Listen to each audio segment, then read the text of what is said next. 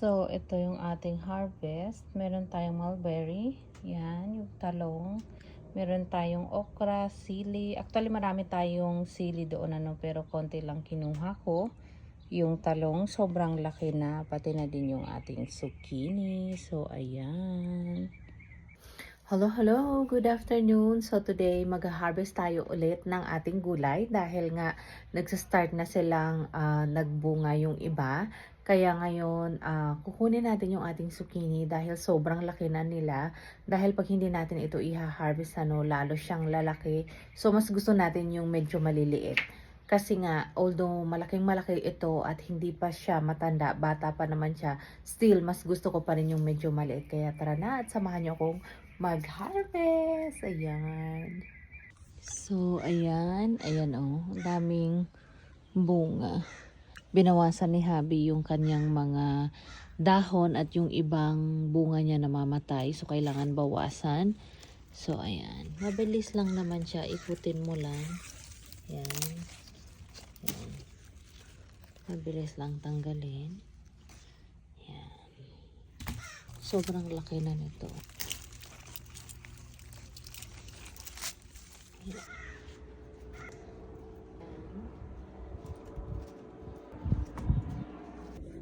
Tapos, yan. Grabe ang laki na nitong green. Yan.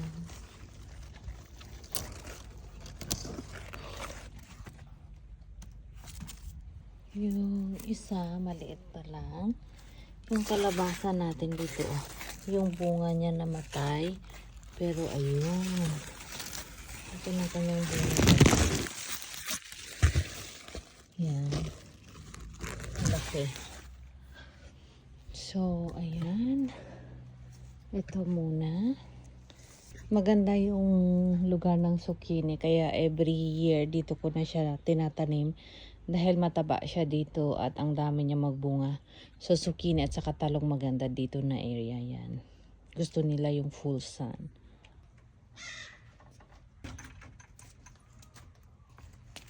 So, ayan. Ang next na kukunin natin is yung talong. Actually, lagi ko na itong hina-harvest, dahil yung maliliit. So, yan. Dami niyang bunga. Malalaki ito, Yan. So, maganda ito pang prito. So, kunin natin. Ang laki, So, ito ang masarap iprito. So, meron pa siyang malalaki, Ayan. Actually, pwede na ito. Pero hindi ko muna siya kukunin. Tingnan natin yung nandun sa kabila.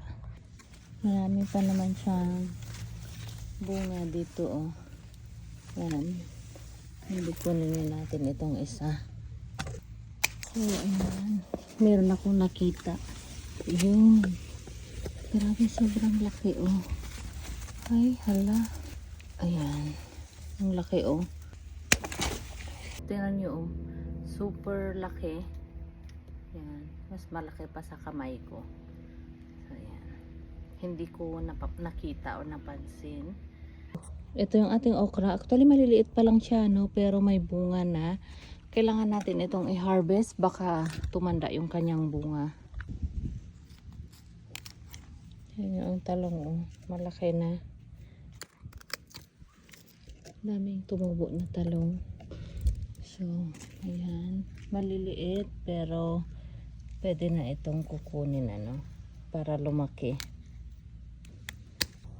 So, ayan. Ito yung ating na-harvest na okra, yan. Sakto lang yan.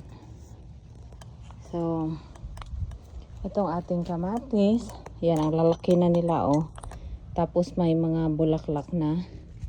So, soon, magkakabunga na din yan. Kaya, ayan. Yan yung, tignan mo yung aking bell pepper, malalaki na. Yan, malalaki na. Pero hindi muna natin siya kukunin. Yung ating sili or yung jalapeno ba to or serrano. Hindi ko na, nakalimutan ko na. Yan, ang daming bunga. Yan, masarap pang sabaw. Yan, pero maanghang siya. Yan. Yan, ibabang klase. Yun, nahulog. Yan. Ito lang muna kasi ang daming bunga. Oh.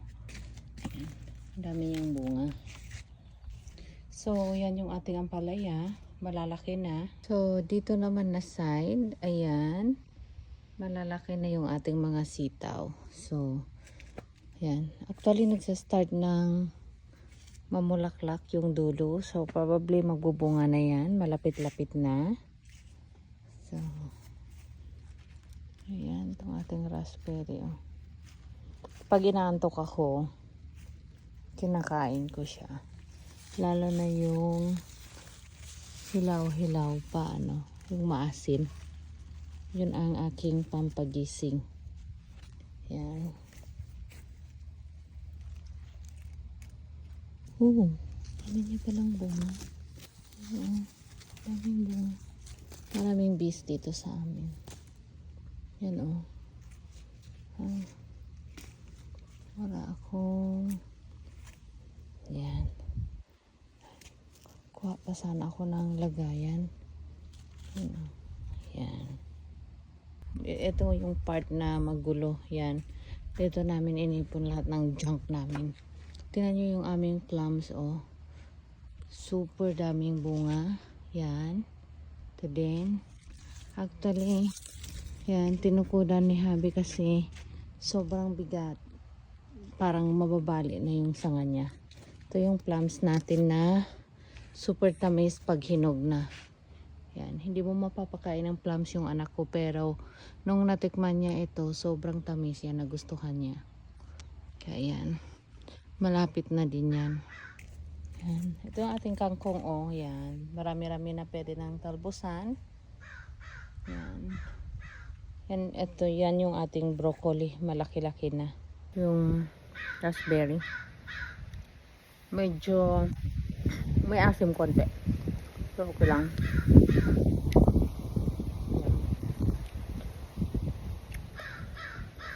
Hindi ko na halugasan.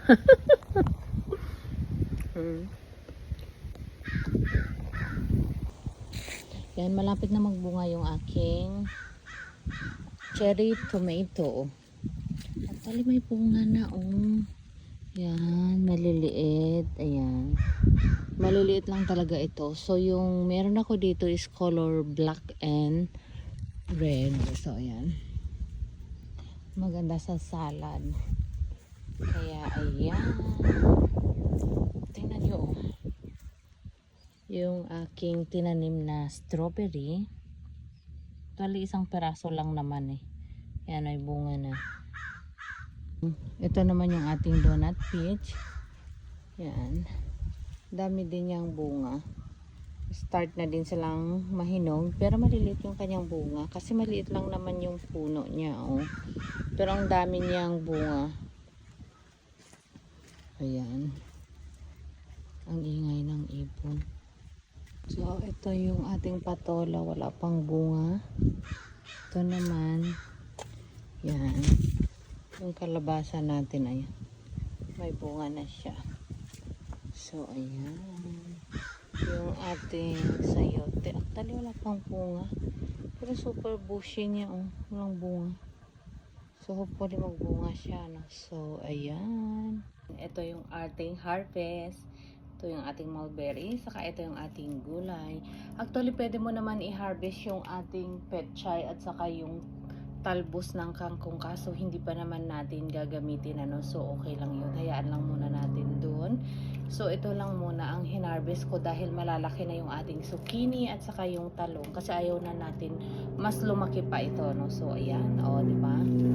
Pag nag-start na tayong mag-harvest, tuloy-tuloy na yan. Lalo lang madadagdagan pag nagbunga yung ating ibang gulay. So, ayan, all organic. Oh, happy gardening!